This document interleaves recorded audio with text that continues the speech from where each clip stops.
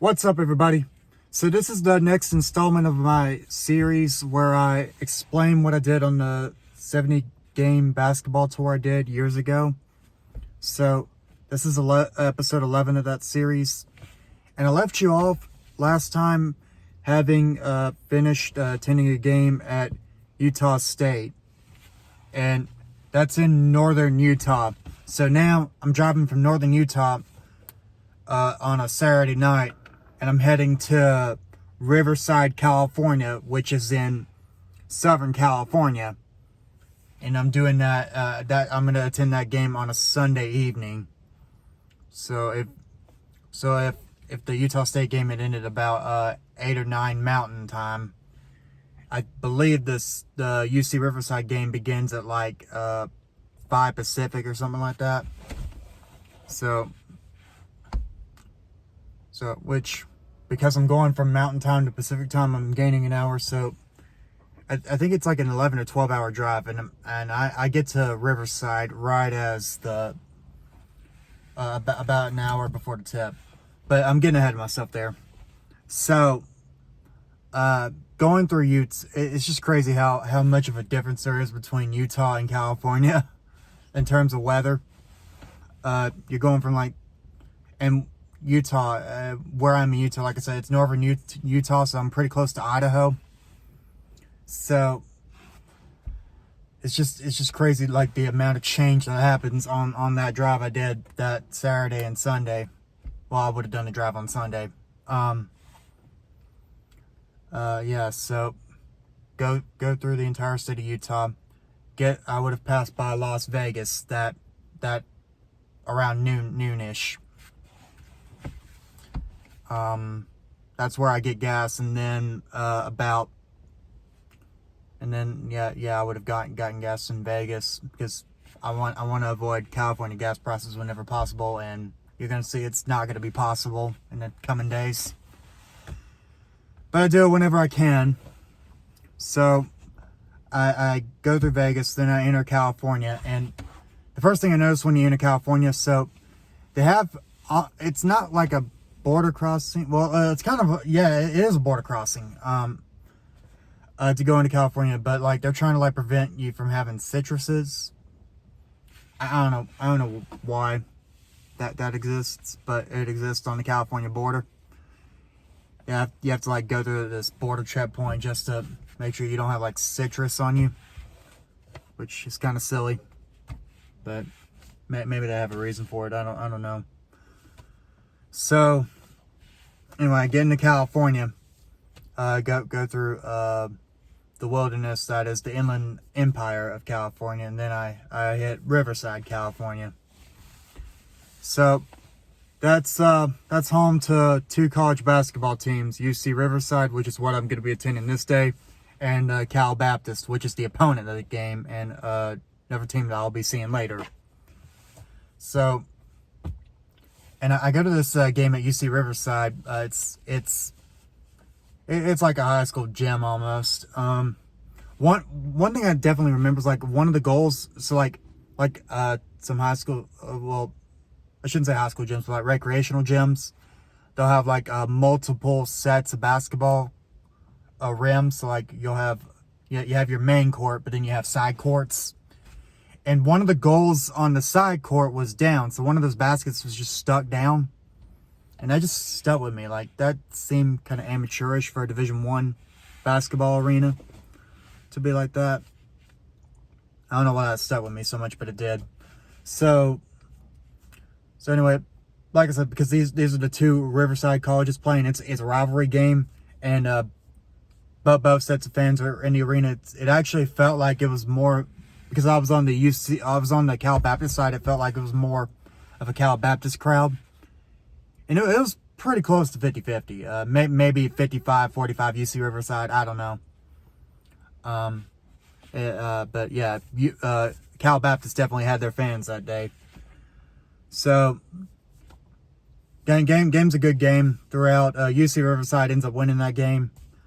And I don't remember much about the game itself other than it being close and and Cal Baptist making a lot of noise. UC Riverside wasn't making a whole lot of noise until they got into the game. But Cal Baptist brought their fans. And that's what I've noticed, like a lot of the Christian universities are doing. They're having like bigger fan bases than the average fan base, and that holds true for a lot of the religious schools I attended, which I think is an interesting thing to note there. But I saw that with Oral Roberts in Tulsa too. I just feel like Oral Roberts would be far more proud of their basketball than Tulsa would be. What I would later see, Grand Canyon would be more impressive than Arizona State. BYU versus Utah Valley, same thing. So yeah, stuff like that. So that's something that I would notice as the tour goes on. But anyway, UC Riverside. So one thing I wanted to bring up. So now that I've been to California, so a lot of the games I'm going to, so I'm having to show the people checking my tickets. I have to show them a vaccine card at the time. So because California is still taking COVID very seriously at this point, so I'm having to show the people that are checking my tickets also that I got my two shots of the COVID vaccine in order to attend these games. So I think technically you could have also had like 3 negative tests, but they want you to get the vaccine. And at the time, I was for pro-vax on that. I was for the COVID vaccine, so I got the first 2 doses. I'll say that.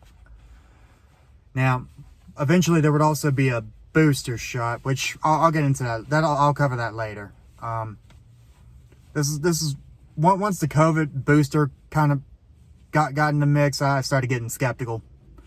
But I was for it when the first 2 shots are coming out. But that's enough of that for right now.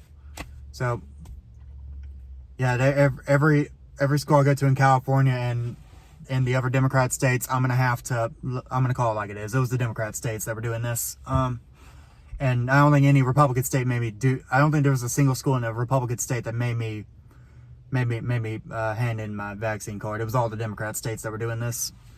So, yeah, I had to show every school I went to in California. I had to show them that vaccine card. So, keep that in mind when I'm going to all these games.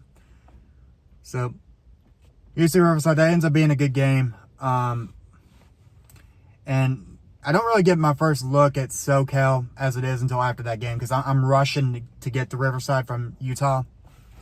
So, but I have a day off the next day. And my next game is going to be at the University of Pacific, which is in Stockton, California. And Stockton, California is in Northern California. It's somewhat close to Sacramento. So I'm going up that interstate. I think it's I-5 if I'm not mistaken. And so the next day I'm looking for like a place to DoorDash, and I think Bakersfield is in between SoCal and NorCal. So I'm gonna check out Bakersfield that day. And the first thing I noticed is the thing about Bakersfield, that had one of the only gas stations in the state of California that had gas that was under $4.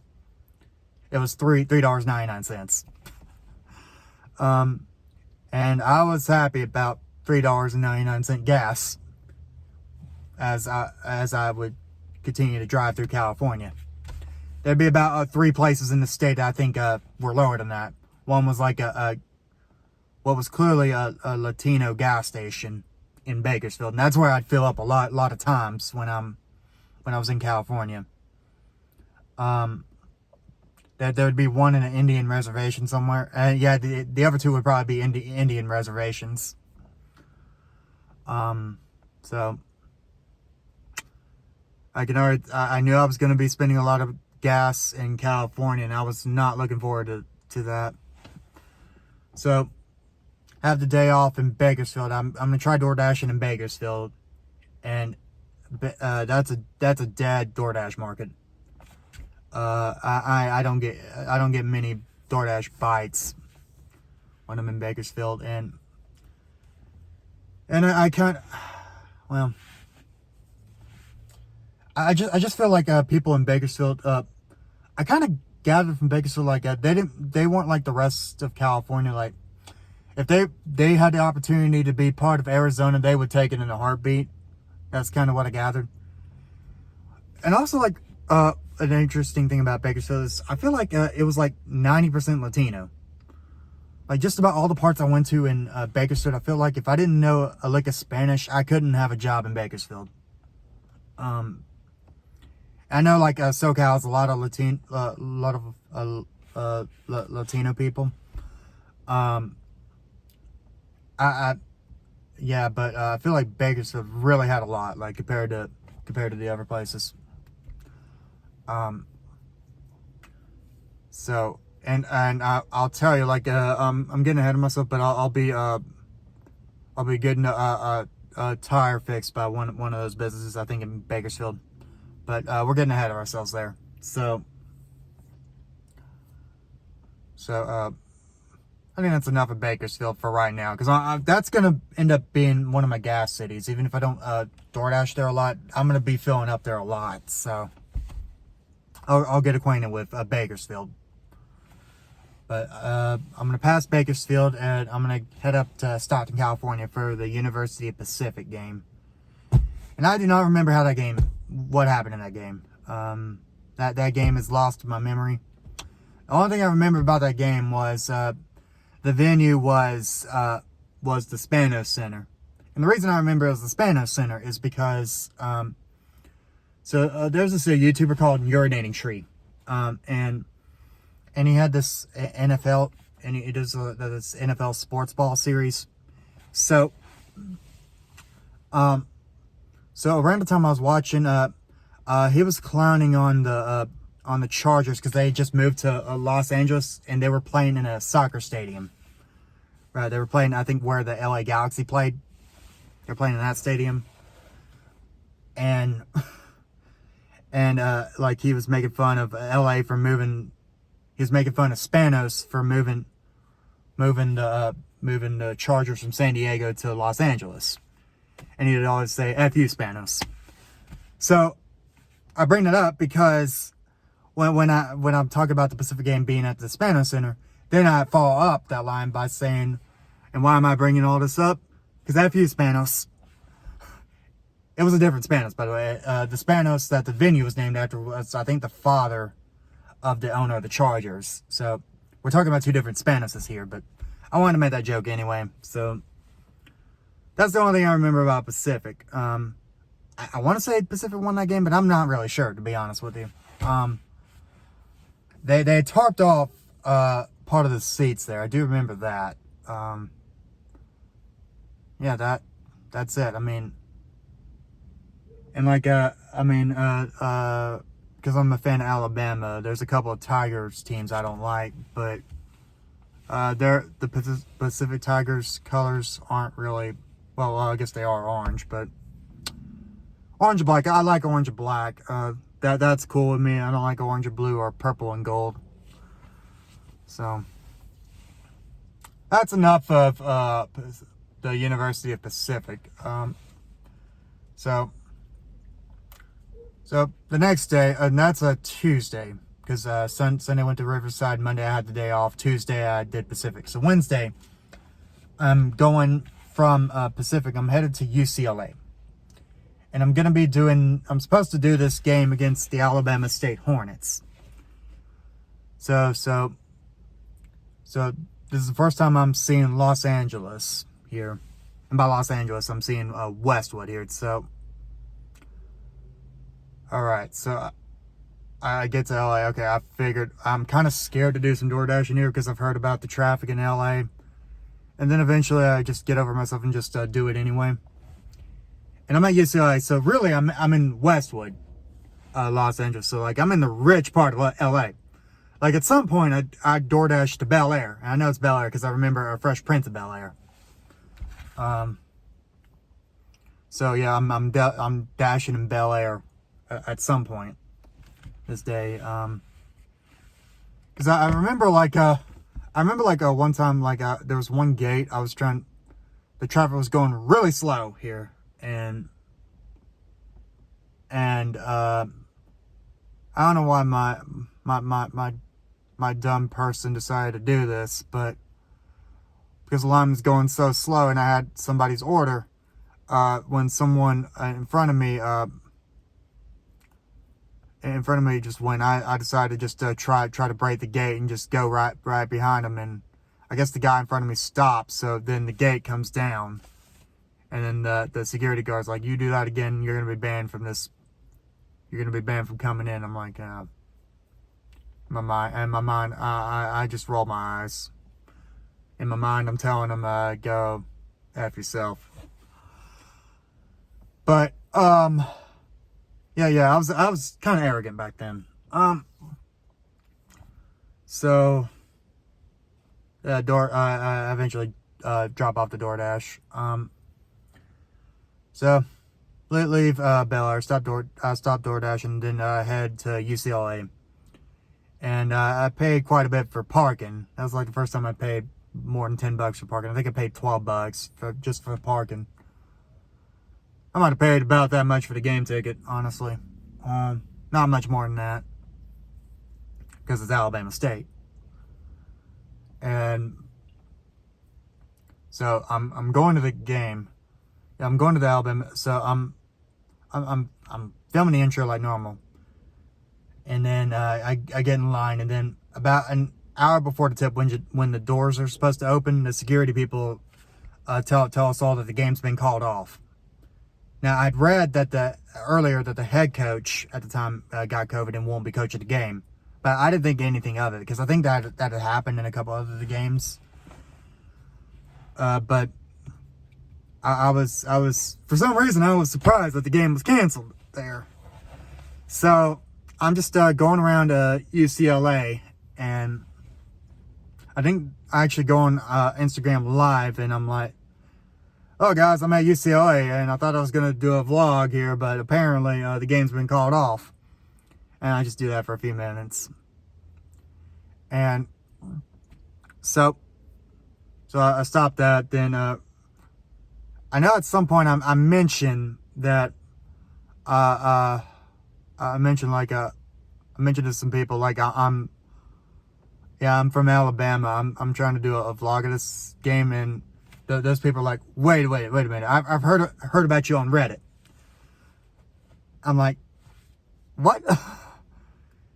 And they're like, yeah, I'll show you. And then they try to pull up a post for me. They can't pull up a post for me because they can't find a post. But it's like, yeah, someone on Reddit was talking about you doing a trip of the schools in the West. I was like, okay, that's interesting. And then yeah, I didn't know what the heck they were talking about, but whatever. So apparently, I leave UCLA, and then I get into my car, and then I'm talking to my brother, and then my brother's like, my brother was like, told me that he made a Reddit post that that I was gonna be at the UCLA game and making a vlog there. He was like making a big deal about it, and apparently that post was kind of a big deal in the UCLA subreddit. To this day, I have not seen that post. I just know that my brother did that at one point. But that was crazy, and apparently, according to my brother, he was gonna have like Sweet Home Alabama playing at some point. Which kind of made sense because of Alabama State. But this is what he told me. I don't know why my bro did that. But I was disappointed that I didn't get to see the inside of Poly Pavilion that day. Oh well, I guess I'm rescheduling UCLA for later. Anywho, the tour's just gonna have to go on, and just go to my next scheduled game, which is at Stanford the next night. So going back up I-5, stopping in Bakersfield again to get some gas. This time I give up on DoorDash in Bakersfield. I learned my lesson. So then I just go up to Palo Alto. And I'm going to do some door dashing out there. And it ends up being an okay market. Now, I'm getting when I'm on my DoorDash shift. So I think I have it set to end at about 5 o'clock. But so like at like 4:58, I get a dash for like it's like a really good order, but it's like two really good orders come in. So I go ahead and take it, even though it might be pushing my start time for the Stanford game. So take the orders, and of course one of them has a long line, so I gotta wait in line for this, and I wait for like 20 or 30 minutes for the order to be made. But it's a good order, so I'm gonna take it. So eventually I get the order, drop off the food, and I usually try to time it so I'm arriving at the arena with like 60 to 75 minutes. And I end up getting to the campus of Stanford with like less than 30 minutes until the tip. And that's just getting to campus, and then another 5 minutes to find free parking. And so I parked by this fine arts theater. There was a show going on at the same time the basketball game was going on. So then, so 25 to 20 minutes to go until tip. So I just park it, get the camera going, and I'm hustling to film an intro for the Stanford game. And it's a long walk to Maples Pavilion. So I get there with about 10 minutes to go until the tip. And I'm just rushing to get to my seat at this point. And I figured, okay, well, I'm gonna have to do the shots of the venue at halftime, which is what happens. So if you watch that Stanford video, all those shots, the championship banners, the court, all that happened at halftime. And every other video I've made happened before the game. So anyway, I hustle to get to the Stanford game. Once I get there, it's a great, well, not much of an atmosphere again. Students are gone at this point. And they're playing Dartmouth, which does make sense because those are both Brainiac schools. So that's good. And that ends up being a really good game, which I don't think is good for Stanford. You would think a Pac-12 Stanford would beat the Ivy Dartmouth, but that's not what happens. Well, Stanford eventually does get the win, but they have to go to overtime to get it. And they had to, I think they had to make a layup. The layup, I think the layup was the winner, I think. It was either the winner or send it to overtime. I don't remember which. But yeah, they had to have like a game deciding layup to win that game. So I'm like, well, that does not bode well for Stanford that year. So yeah, I hustled to get the Stanford game, and I think when I made that video, I accidentally called it the University of Stanford, and not Stanford University. And if you watch the YouTube video, there's like a clear cut where I've edited, because I didn't even realize I did that until I was editing the video. So